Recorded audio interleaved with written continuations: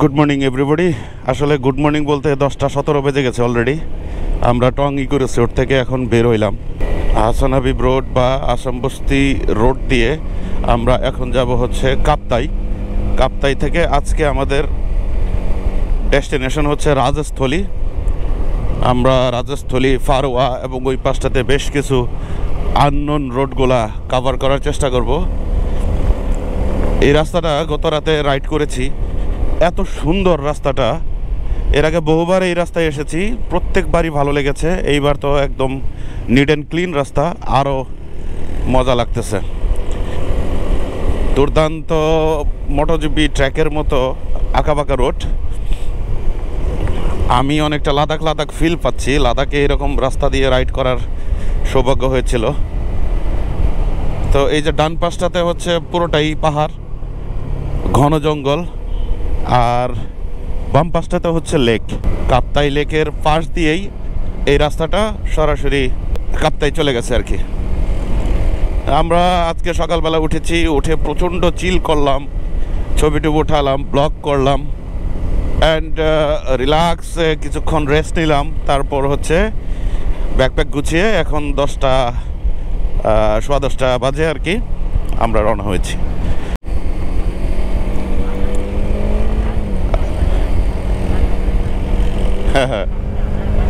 বাম পাশে এটা কাপ্তাইয়ের একটা অংশ। আচ্ছা, কর্ণফুলী নদী। যাই হোক, এই যে পাশটাতে কর্ণফুলী নদী চলে গেছে, অবশ্য কাপ্তাই লেকেরই একটা অংশ আর কি, ধরতে পারেন। আর এই রোডটা অসাধারণ সুন্দর, আমরা এই রোডটা ধরেই চলে যাব। এই ধরনের রাস্তায় বাইক যখন রাইড করবেন তখন অবশ্যই ফিল নেওয়ার চেষ্টা করবেন। এইখানে উচ্চ গতিতে আপনি সাঁই করে চলে গেলেন, দুইটা ঘটনা ঘটবে। এক হচ্ছে আপনি টাকা এবং তেল খরচ করে যে ট্যুরটা করতেছেন সেই ফিলটা আপনি পাবেন না। দ্বিতীয়ত হচ্ছে যে আপনি এইখানে দুর্ঘটনার সম্মুখীন হওয়ার সম্ভাবনা অনেক বেশি। সো এই যে আমরা 60-70 সুন্দর একটা চিলিং মোডে আমরা চিল করতেছি। সামনেই হচ্ছে প্রশান্তি পার্ক। আপনারা এখানেও কায়াকিং করতে পারবেন এবং হচ্ছে এখানেও আপনারা থাকতে পারবেন, ঘুরতে পারবেন। রাস্তাটা নতুন পিচ করা হয়েছে, অসাধারণ স্মুথ রাস্তা। আর আমরা আজকে বেশিরভাগ রাস্তাটাই এরকম আঁকাবাঁকা পাহাড়ের মধ্যে থাকবো। আপনারা তো জানেন যে আমি পাহাড়ে আসলে হারাইয়া যাই, নিজেকে মানে খুঁজে বের করতে পারি না আমি কই আছি, মানে সব পাহাড় খালি লাগে।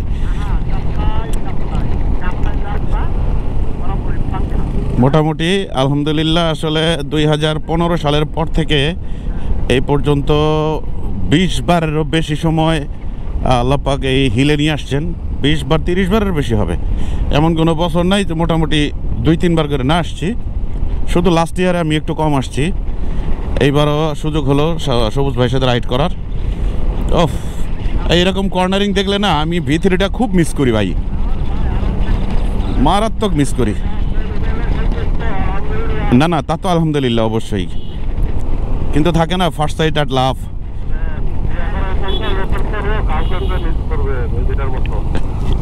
ব্লক চলে।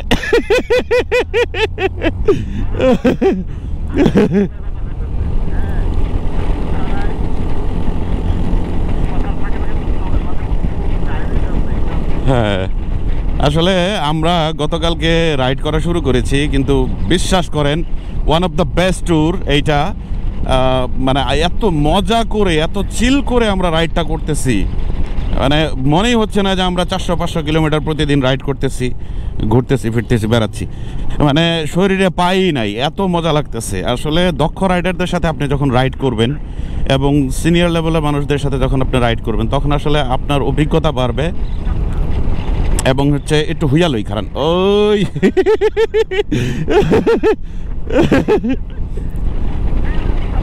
আমরা চরম ফিলিংসে আছি আসলে। মানে মানুষ আসলে আমাদেরকে এখন হিংসা করা শুরু করবে। তো যাই হোক, এই যে সামনেই হচ্ছে প্রশান্তি পার্ক। আমি প্রশান্তি পার্কে 2 বার থেকেছি, ভালোই লেগেছে।